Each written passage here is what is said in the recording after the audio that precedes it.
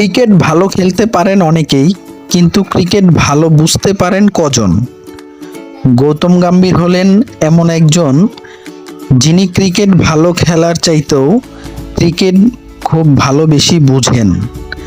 International ক্যারিয়ারে অধিনায়কত্ব করার খুব বেশি সুযোগ হয়নি তার।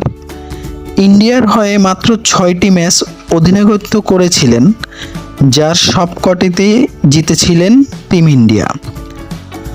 আইপিএলে কলকাতার যে দুইবার শিরোপা জিতেছিলেন, দুইবারই দলের অধিনায়ক ছিলেন গৌতম গম্ভীর।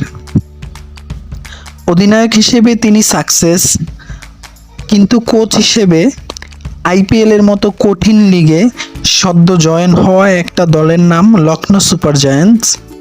নতুন দলের শুরুতেই দায়িত্ব নেন গৌতম। ব্যাক টু ব্যাক টানা দুইবার লখনৌকে কোয়ালিফাই করান। এবছর লখনৌ ছেড়ে চলে আসেন কলকাতায়